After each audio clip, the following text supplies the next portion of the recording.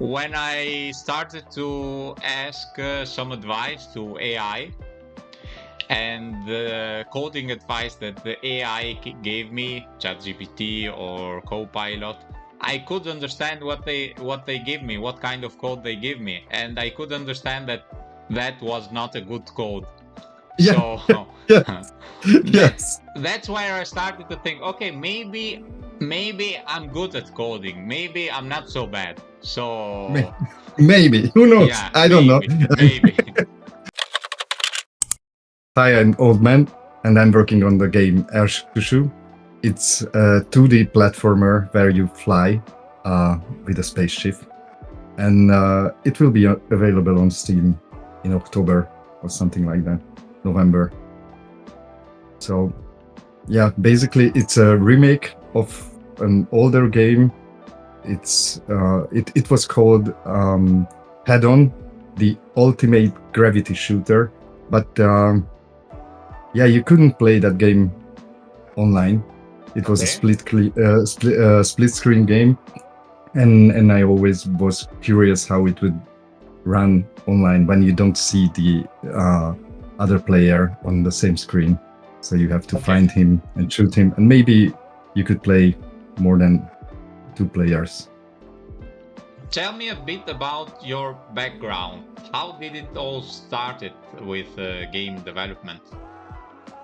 Okay, it's on my side. Just a side note, it's kind of the same. So I'm basically a programmer since I started my career, and then I moved to management roles later. But yeah, my forte, I would say, is programming, which is, yeah, I was paid for programming for 10 years. I mean that would be my best part in game development. But this is this your main job? Is this your right profession, now, or do you do yeah, it? that's my profession. Okay, very well, very well. What was your first game engine? My first game engine. I started programming when I was very young. So I started programming in BASIC on Commodore 64, and then Graphics Basic or something like that. And then I moved to PC, and then I continued with QBasic or Quick Basic, or I don't know what it was called. I did some Snake games or anything that I could grab. So I started there, and then when the Windows Phone came out, there was the XNA framework with C#. I don't know if you are familiar with that. That's basically for putting out sprites and things like that. Yeah, I think that's the one that also Concerned Ape used to make the game Stardew Valley. Yeah. But I'm not sure about that. No, I think I don't know about that, but Celeste, I think it was made with XNA or okay. Yeah, I need to Google that. But yeah, that was discontinued with Windows Phone 2. But I released a game called Reaping on Windows Phone. It had 16,000 downloads. Wow, that's a lot. Yeah, it was. I made it free because I thought that whomever wants to play it, just play it. It was a ripoff or a sort of game like Crimson Land. Yeah. But on Windows Phone and of course with a lighter package.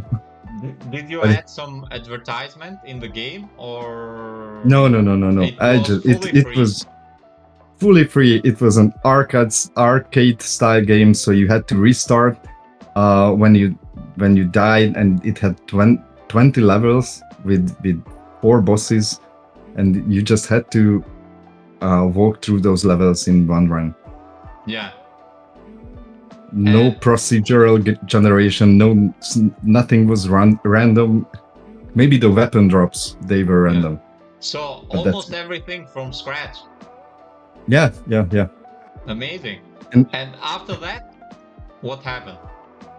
I worked and I started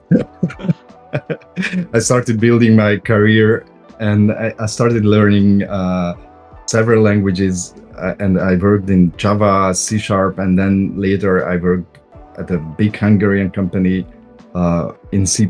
So I learned C++, and I started to create the second version of this game for PC in C++ from scratch, which the main goal was to learn C++, and I never finished that game. I worked on that for 3 years, but after 3 years, I had 3 more or something like that, and I just couldn't continue with that.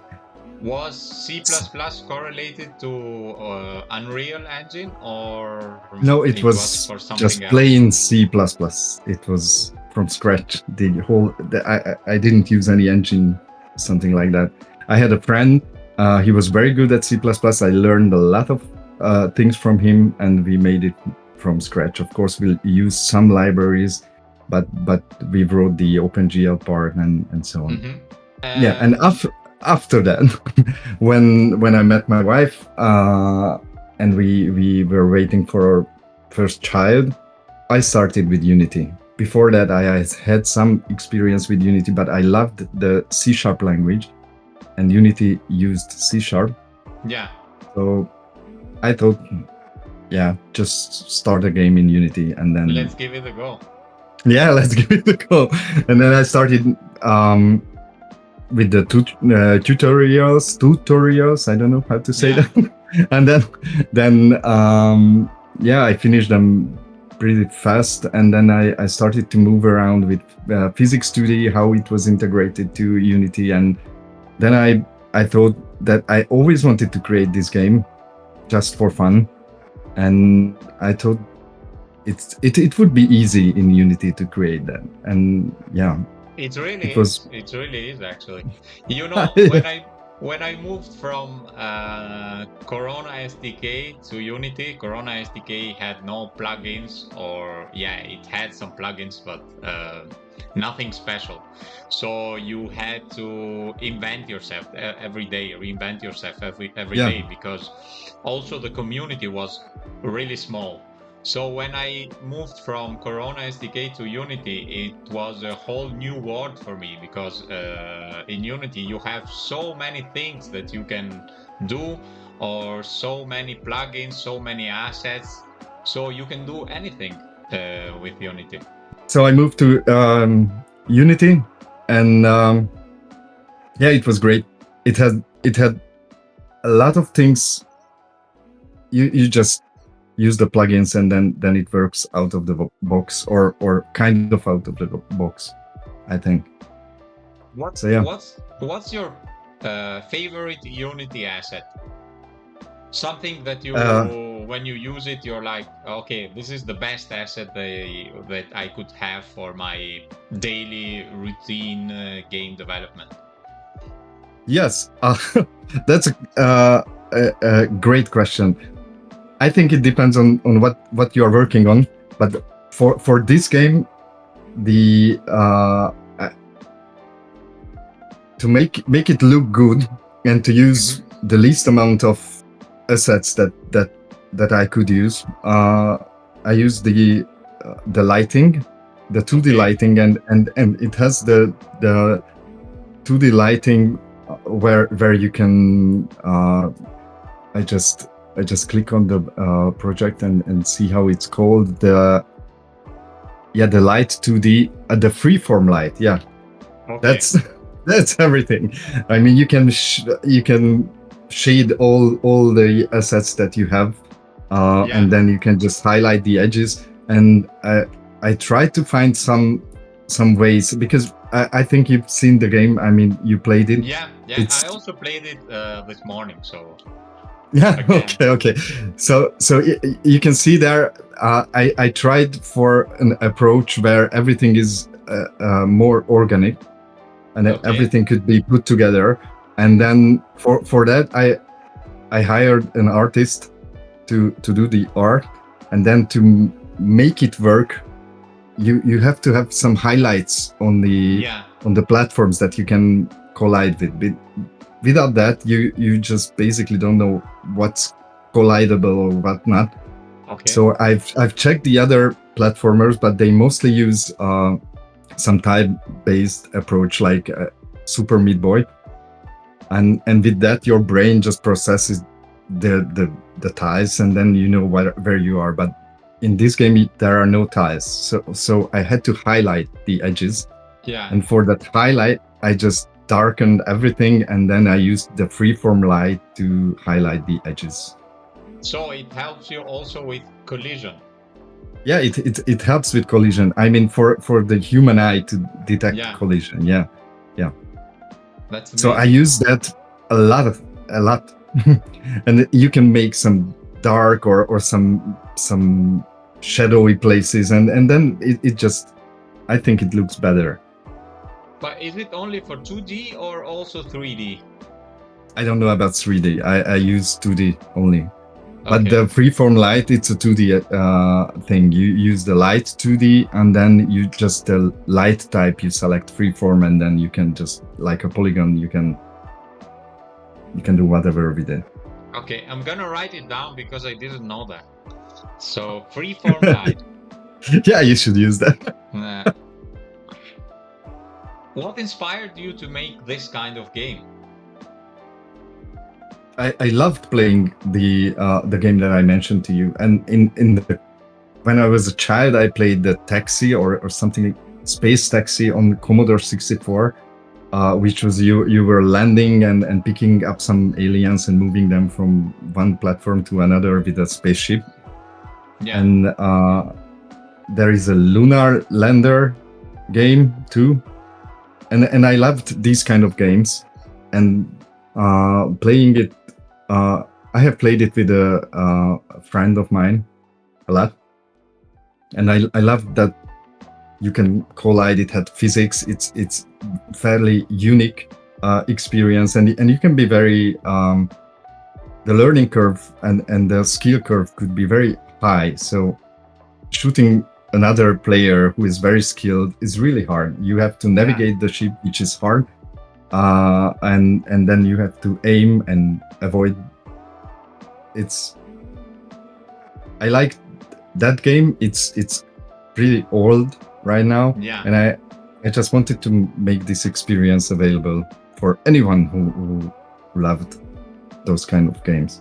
And also I liked Unreal Tournament, the old one, and I tried to combine these two things when it came to PvP fighting.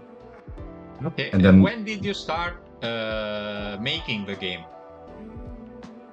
It's 2021. Okay, March. So it's about 4 years now. Yeah, it took 4 years. My child was born, and I have a 40-hour job, so you had other priorities, so it's yes. Okay. Yeah, but it wasn't supposed to be this big project. It should have been easy and fast to do. I wanted a PvP experience for 4-player or 6-player to shoot each other. But it turned out that it's not that easy to do in multiplayer, because it's physics, and syncing physics is a bit harder. So the stock things that Unity provides, or the basic things for multiplayer is not working here. So that took a little bit more time, and then I saw that it's really hard to control the ship and fly, because there are not too many games that does this. So if a new player sits down, for them it's really hard, and it looks really awful when they are trying to do anything. They are going in not the right directions. So when we were testing it, the prototypes and so on, some of the guys, the tester guys, needed some practicing, and then the idea came that I should create a solo version where you do the practicing by collecting some stars and just do the speed runs or just move on the levels. And then I thought that this would create the lore for the multiplayer part, so you would 4 different biomes, and then those biomes with those elements that are on those biomes could be put in the multiplayer, and then it has a nicer feel. And then I realized, then I started to search the market, and when you are small, creating a multiplayer game is almost like suicide. Basically, what I thought that true, you would, actually, yeah. yeah, you would play with your friends, but I realized that as you get older, and this is a retro game, so maybe it's for older people, you have less and less friends, and you would play things alone. So I needed a solo version, and that part took a lot of time to do. I actually talked about it in my last video, the fact that you start a small project, a project that you think will be a small project, and then it becomes bigger and bigger, because by making the game you discover new things that you could implement in the game, or you need to implement in the game. And yeah, that's called scope creep, when the project becomes bigger and bigger. And that's why almost a lot of indie game developers think they'll just the making of the game will last only about a couple of years, but life is full of surprises, so it's never a couple of years. It always becomes something more. Yeah, but it's a trap. I mean, I was aware of scope creep at that time. That this wasn't my first project. And I knew that when I decided to have a single player version, I knew that it was scope creeping, but you have to prototype, you have to listen to the testers, and you have to listen to the market maybe. And I had to do that. That's not easy for one person. Are you making your game alone? Someone else helped you with assets, with UI, with music, or something else? Or a friend of mine created the music. Okay. The sound effects, I hired some guys, but then they disappeared, and that was sad. The art, I hired some guys, but I wasn't fully satisfied with them. But they created the basic designs for the biomes. I wanted to have different kind of biomes, so I hired different artists for them to have a different vision, and I gave them kind of full vision. So I told them, you can do whatever, this is the game, just do a biome for that. So I hired 3 artists for that, and then I hired the 4th one who recreated all of the maps based on these inputs, to make it sort of unified, and she created another biome too. So this was a hired hand work, but I'm not fully, I have to be honest, hiring artists is hard. Maybe I had bad luck, but they leave the project earlier. They don't deliver on the level that I would expect, or they are just late with the delivery. My current artist had a difficult time in life, and now she's late with some stuff more than 1 year or 1.5 years, and my money is already there, and I'm waiting for that's a lot actually.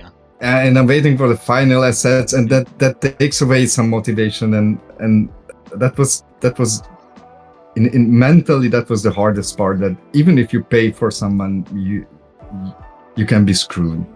And this was, in this regards, this was a very unlucky project. I want to find, that's my dream, I want to find an artist who has some sort of intention on the technical side. Maybe he or she has seen some Unity or something, so, and who can join me, and then just create a project together, 1 year, 2 years, something like that. And then we just created. She let's just say she sees something, and the next day she just draws it and then said, could we put this in the game, or something like that. So who's constantly working on the game by herself, or just we are working on it together as a game. And I don't want to hire anyone for that. I want to have a partnership with that. Yeah. And I think that's hard, or I just don't know how to do that.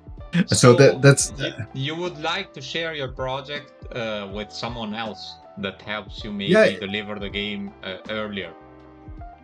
Yeah, or just who has the same vision and who wants to create the same game as a hobby project, and that's her passion, and then he just or she just puts her passion in that, so we can create the game together, basically. Yeah. I have a friend now who is who helps me with the creative thinking, and we will do the game as a creative author together. Okay. But in the process, I would like to find an artist who just joins and then have some revenue share, or just doesn't care about money and just wants to do something.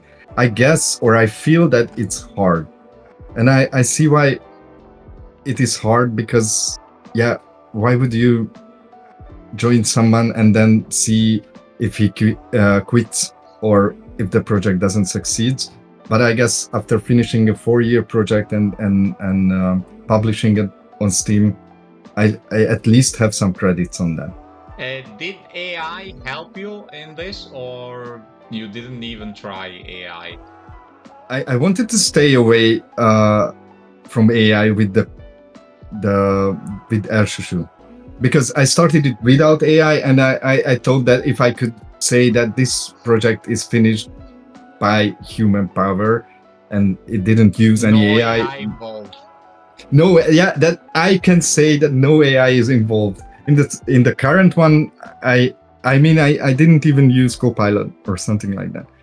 So in the current one, I will use Copilot for sure. For art, I think you cannot really use AI. I'm trying to do some 2D tile-based roguelite, and you cannot tell really AI that I need something like this and this and then this, and then it would be coherent, or it won't.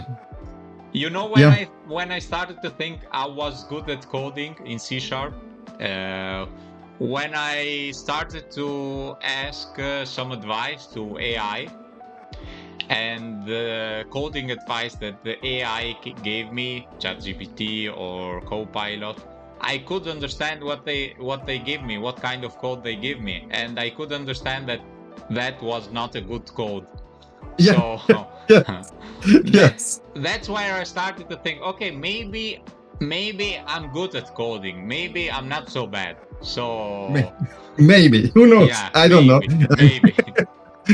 I mean, you can do whatever for 10 or 20 years and you can still be bad. So for me, it's I don't know if I'm good or not. How many levels are there planned to be in this game? I mean, this is in the final state. I'm basically waiting for the ships to be drawn, and it's 68 levels right now, and plus one. Yeah, I think I guess that's the solo levels, and then there are 9 levels for the free-for-all mode. So 68. Have you ever thought how many hours of gameplay could it be? I mean, every level is designed somewhat. Every level could be done in less than 1 minute if you know what you are doing, and we have tested the first 20 or 30 levels, and by speedrunning it could shrink really to a really small amount of time.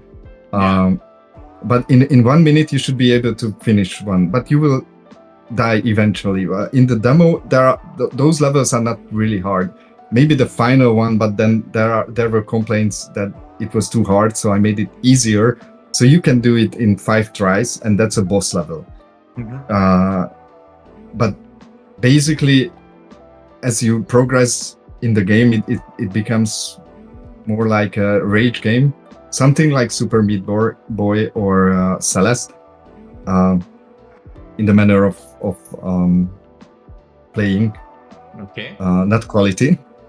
And then it becomes harder, even if that map is 25 seconds to finish. You will try that 3 or 4 times, and then it takes you 2 to 3 minutes in the end for one level. But let's say you are good, you come from what's the game where you drive the cars and there is a football and then you have to I can't recall. Yeah, Rocket League. Yeah, exactly. So I found that I tested this game with Rocket League players, and they picked up so fast how to play this, because it's the same. You are drifting, you are shooting, you are doing basically the same. The controls are almost the same, even if it seems really different game. It's really not. So for them, it would take, I think, 2 minutes per level. So to answer the question, I think it's 2 to 4 hours of gameplay. Okay. And then you maybe can play multiplayer. Yeah, or you can challenge the times, because for every level that was a need. So there is a leaderboard, and then you can challenge those times, and then you can spend half an hour on a level to just be on the top 10 or to beat the top score.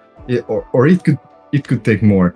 And then you can play the multiplayer. It's, I don't know, for sure 4 to 6 hours. It's fun, and you improve, and then you have more fun there if you wish, and if you have friends or if you find someone to play with. And then there is another game mode, because I've seen people playing it like that. They started the solo game mode. They connected it with each other on Discord, and then they played the same level together. And then they just communicated and tried to beat each other's time. So I introduced a multiplayer mode where you can just race each other, like the Trackmania Nations. Yeah, like a racing game. This is amazing. Yeah, and it's in the game, so you can basically have a 7-minute or 6-minute per level. You start, and you have a shared leaderboard there, and whoever wins. And then you can move on to the next level. This is actually a great way to hook players to keep I don't know. your game. Yeah, I don't know. I think it's so, because I was playing your game this morning, and I saw my times, my first times, the times from the first time, and then I played the game again, and I was like, oh, I'm getting better. You know what? I'm gonna play this level again until I get better also at this level. So it's a great way to hook players. Maybe. And even I don't know if you adjusted the engine settings, because the basic settings that you come from with the game is you are 50% on speed and 50% of rotation. So you could touch them. So you give me another reason to play the game again. So just try it. Just ramp up to 100% and 90% on the rotation, and then you will have a so fast ship. You will rely on your muscle memory so much that's the part where people get somewhat addicted to the game, because then the ship is so fast. You just repeat the same level, and then you get better, and that's just try it on the highest speed. I'll try. And then see what happens, or just try to beat the highest score if you wish. That's impossible for me. My best was 39th place, so that's enough. Yeah, because you are on the slow speed mode. But if you start with the highest speed, which was the basic design, then that's catastrophe. If someone is not good in this game in the highest speed, they are terrible. So I don't want to punish people that much. But you can treat them. Yeah, they can choose. The player can choose. Okay, but it seems to me that you already have a good community for the game. No, not really. I mean, the players who played it and helped me a lot. I'm very very grateful for them because they helped me with the demo to polish it, and they had great input. And I had some friends whom I managed to have some test sessions with them, but I don't want to leech them anymore. Yeah. So yeah, we will test the final game. You know, I think you should start creating a community, because the game actually has a great design. It has also the sound, it fits perfectly, so the music fits perfectly. You never get annoyed to the sound that the game has. Oh, I'm glad to hear. Thank you very much. You also already have the reason, a way to hook players in your game, because they compete with each other. Yeah. So why not starting to share your experience? You just have to find your niche, your community. And how would I do that? I think I need to approach YouTubers. I'm not like an expert. Yeah, I'm not an expert about that, because if I was an expert, my game would be at the top of the list. But here's an example. I follow a lot of game developers, indie game developers. And a game developer was posting, I think it was TikTok videos about her game she was making. And it didn't get so many views, just normal views like everybody else. And at some point, she decided to show her face, okay? Mm-hmm. Where she just showed her face talking about her game and her experience, okay? Mm-hmm. And I think people felt that, and that video instantly started to grow, and views started to grow, because probably people started to feel the experience of that of the game developer, you know, the difficulty that the game developer has during his journey. So I think the main point for a game developer, indie game developer, is that you have to share your experience, make people feel your experience, create a small community. But yeah, I agree. Can you send me that video? Yeah, just sure. Okay. Because I know it's not easy, because you have to do it every day. For instance, I post stuff every day, and I know that for sure I will not get million of views, but I know that I have to be constant. Every day post something, you know what I mean? And maybe someday I will get something, or maybe I will not get nothing, but I will not have regrets, you know, because I tried. So yeah. For instance, what I liked about your game, I wrote it down. Music never annoys, and it fits perfectly. I like the fact, this small detail, that the timer starts when I start moving. Yes. I know it sounds stupid, but it's a detail that changes the game. The waterfalls are amazing, and now you have to explain how you did them. That's a hard thing. You cannot find a tutorial on that. Yeah, it's now I have to explain it. Yeah. Okay, so the hard part is that it's a 2D game. In the Unity engine switched to 2D, so you cannot render some sort of distortion or something into 2D, because you have nothing. Like I guess in 3D you can grab the camera picture, the actual render thing, and then you can distort it kind of easily. Here you cannot do that. It's much easier. Yeah, here you cannot do that. What you find the tutorials online is you can have some water with reflections, where the reflection part you don't interact with that. Mm-hmm. And that's not good for this one. So for that one, I had to introduce tons of things. I mean, I had to have another camera that renders the whole screen without the waterfall, and then that rendered screen is gone to a render texture just to be in the technical part, and then the rendered texture I distort it and do some water effect, and then I render it on the screen and re-render the whole thing again. It's amazing. Easy. For that, for that effect, I had to use it has two more effect, cameras. you know. Really? Yeah. Also, the squids. Can I call them squids, or do you call them different for your game? The floating things. Floating. Yeah, the jellyfish. Jellyfish. Yeah, jellyfish. Sorry, jellyfish.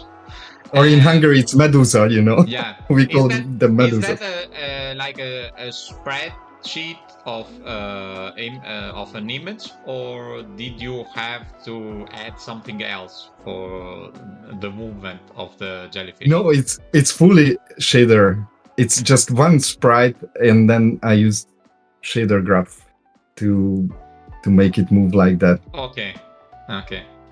It's kind of the same technique like the waterfall, but much easier. It just distorts some sort of pixels, and then what about collision? Because when the ship goes inside, is it like a trigger collision? Or yes. Did you have to use another way? No, it's a trigger collision, and I use an ARIA effector for that. Okay. Yeah. Which can increase the drag on your ship, so it slows it down. So and it can push. You don't slow the speed. You just increase the drag between the jellyfish and the ship. Okay. Yes, that's the same for the waterfall, but it pushes you down and it has some drag. Yeah. I have seen a tutorial on these effectors, and then on the tutorial the guy said, and you can add drag, and I'm yet to find out what's the use for that, and that's the use for that. If you push something that has a higher density like water or something like that. In the full game there is water, not just waterfalls, there is acid water, and then there are several things that are kind of looks the same and have the same effect, but with some sort of playing around. You want some advice? From you? Always. Not just as a player. Yeah, of course. Okay, so the last star has to be another color, maybe, because it's different. It's not different. It's not different. It's now a warping hole. Yeah, I've changed the last star. Okay. It's now a black hole thing. It's completely looks different. Okay, so you know that you are entering on the last star. That's amazing. So I agree with you. And I think it looks cool, but it's in the final version. Yeah, because I never knew when the last star was coming. So I was like, but I have to know when it's coming. It's a great point. Yeah, it's now changed. What's your goal for the game? My goal. I think, that's for me. That's a hard question. But my only goal was that this didn't really exist. This kind of experience before, and I wanted this experience to exist in there. So your goal is to have this experience, to make this journey of making a complete game. No, for the others. This type of game, as you said, and I wanted to react for that. This is not your type of game. I don't think it's anyone's type of game, because there are no games that are in this genre or this type specifically. It's not a platformer. It's not really a racer. It's I don't know. it doesn't help with the marketing, because you see this game, okay, you say maybe it's nice, but it's not your type of game. And I think it's true for everyone. But if you start playing with it, and that's how I started playing with the original one, and then you realize that it's a fun game to play, you know. Mm-hmm. For And everyone. yeah, I mean, I don't know, for some. and because I think because of this trait, because of this physics part is really hard and whatnot, or just there are not too many games like this, and not especially not the multiplayer version where you can play around and shoot each other or something like that. And this experience doesn't really exist. And I wanted this experience for the players to exist for anyone who wants to play that. I know that the old game or Lunar Lander, there are a lot of people who played that, and now this is a modern or a newer version, maybe a nicer one, maybe, I don't know. So you can play that if you wish, and I wanted it to exist. Yeah, that was my goal. Now it will exist when I release it after the next fest. You mentioned it before, but did you need to hire someone for the assets? Yeah, for the art, the graphics, yes. And for the music, that's my friend's doing, and he's very talented. Mm-hmm. I have to tell you, that's not his main profession. He's a programmer, but he loves making music. And when I hear his music, I mean that's just plain greatness. And Just I think fits he well in the game. yeah, The and sound. he's not aware how talented he is. So he created those music for free, and I'm very grateful for that. Yeah, and for the art, I in the end I hired Vikush, who's a Hungarian artist, and she did a great job. She was a ton of help. Yeah, and that's it. The art costs a ton, even if you are on a low budget. Yeah. It's I that's why I don't think I will even break even in the end. I Mm-hmm. mean, I will I think I will be under $5 for this game. I don't want it to be expensive, because it's sort of a multiplayer game which should be free, and it has a 4-hour experience. I don't want to grab too much money for that. And if I sell it for $5, then I think I have to sell 5,000 copies to even get to the point where my investment just by money, Yeah. not by the hours that I've spent in it, is at zero level. So yeah, we will see. What was one of the biggest challenges you had to face during the making of this game? The multiplayer. That was the biggest one of the biggest challenges. I've never made one, so how did you manage to do that? Do you have to, I mean, do you need a database, another platform? No, the Unity has its own multiplayer right now. I started using it then when it was on the beta version. Now it's in Unity. That helps a lot. And then there is Steam, and this game is released on Steam. So I use this Steam API for matchmaking, and then the Unity API on top of that after we have the matchmaking. So this way I don't have to use or rely on any other source or resource that I have to pay for. But that's the good part. Yeah. That's what everyone can access. I mean, with Steam lobbies, you can basically just create a lobby, and then you can query those lobbies and then just join them, and then Steam does the magic for you to go around routers and everything else. And then the data transmission is handled by Steam and Unity pretty well. So that's cool. What you need to send or how you handle that part, that's the hard The part. thinking And part, you mean, between players? yeah, the syncing. I have tried. That was the first thing that I had to work on the prototypes, and I had 3 or 4 prototypes for that failed very well.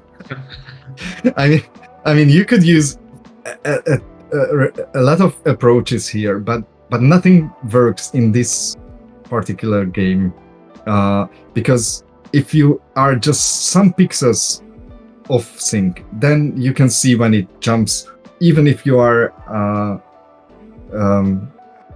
smoothing out the jump. Yeah. You are colliding with each other, and the ships have their own shape, and then just one pixel mismatch in the collision, and you go very different directions. So everything had to be pixel perfect and frame perfect on every screen, and it had to be the same physics on every screen. So yeah, syncing that was hard, and in the end I had to do the bad way, which is basically you have the physics engine, and I ran 2 physics engines in one game. One is lagging behind by 10 ticks, and you are in the present, and when you are sending your input basically to the server, then it sends you back your input that you can go that direction, and everyone gets that input on the same tick. Then you get it, you are in the present, the other physics in the past, you get it somewhere here, and then you rerun the physics from here to there, and then that places everything to the same position for everyone. For that part is not that great to program or thing, let's say. So yeah, it's I've listened to a video on the Rocket League how they does that, and they does that. I think they have every frame saved, every 10 frame saved, and whenever the tick comes in, they rerun the physics from there. I didn't want to save every frame, so I have a 10 frame window, and then I restart it from there because it's quite fast. What influenced your decisions on the game difficulty? I love good questions. Yeah, I love Super Meat Boy. I love Spelunky. Those are my type of games. If you have yours, you like platformers. I loved Celeste too, but I like really. I tend to like really hard games. Okay. So I knew what the end of the range could be. But this particular game has its own innate hardness because of the controls. I don't know what your experience was, but how easy was it for you to control the ship from the beginning? And I don't know if you can recall it. But I think it's hard. It's difficult at the beginning, but once you get used to it, it becomes easier and easier. It's just difficult to understand at the beginning, but just because your brain doesn't get it, because you have to get used to it. You have to get used to it. Yeah, you have to. So that's basically, I had to factor that in. So you start playing the game, and after an hour, you will get so much better, just technically. So you will understand the movement better, that I could increase the difficulty more. But until that point, and that's the demo, the first 20 levels are basically just warm up. So I don't want to trick anyone, but they are warm up levels basically. After that, the difficulty is ramping up, because it can. If I ramp up the difficulty before that, then you will be rage quitting the game, because it would be too hard. I guess that was my gut feeling. So I worked with gut feeling, and I worked with just standing behind the guy who is completely new to the game, and seeing if he can manage. What is something that you would like to talk about about your game development experience. Something that no one asks you, but that you would like them to ask you. Great. Yeah. Yeah, good Also, question. Let me it could think. be also be, my. Mm, I sometimes I thought about moments when I felt alone during my journey in making games because you reach high points and low points, Yes. and probably at those low points I needed someone to tell me, yeah, keep on going, keep on pushing, you're doing a great job. Yeah. So That's what would it be for you? that's definitely one thing. I had to, from time to time I had to talk with my wife on that. On the low points, I need you need support, and you are doing this. You have your vision, which is somewhat fading in the process, Yeah. but you have a vision. You test it with the prototype and something. I tested it. I did those things, and I've seen that it's fun. I experienced it. I've heard people laughing and being angry or so. I knew the game induces some kind of emotions. You had a feedback at least. Yeah, I had a feedback, and I knew that it's good, and then you lose it. Yeah.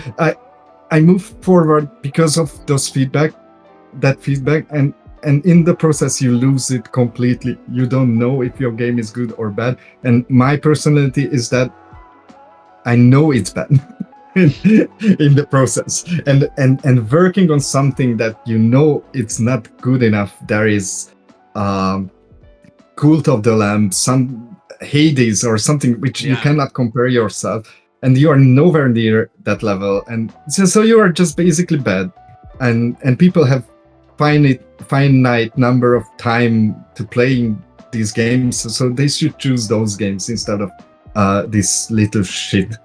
And then you have to live with that, and then with this thought there are downsides or the points when you are down, and Yeah. at that point I have to share with my wife at least that I'm stuck now. My motivation is there, but I feel that's killing me, the moment.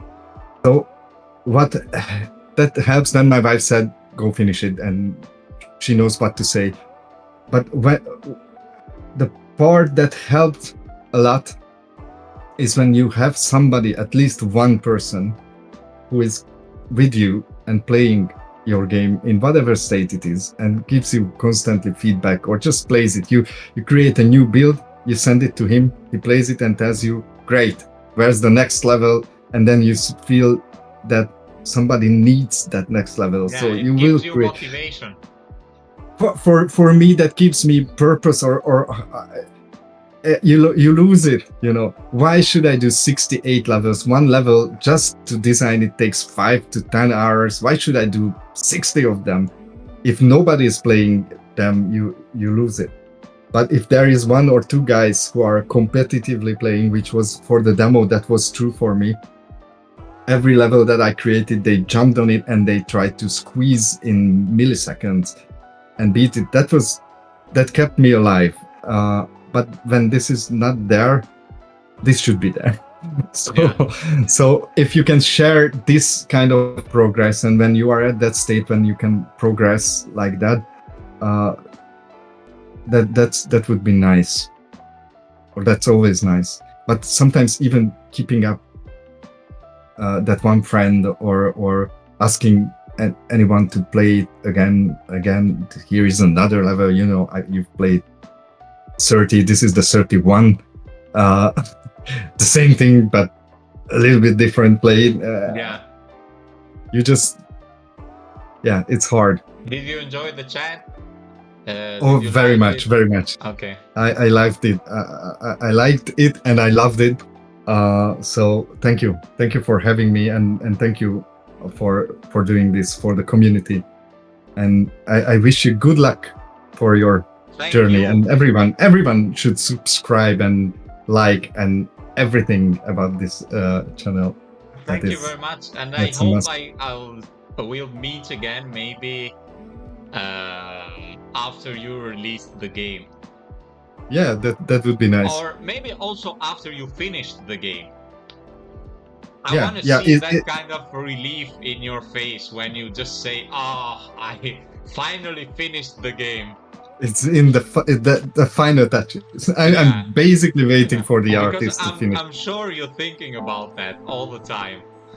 The moment when you finish it. Pressing the release button or just wrapping it up. Yeah.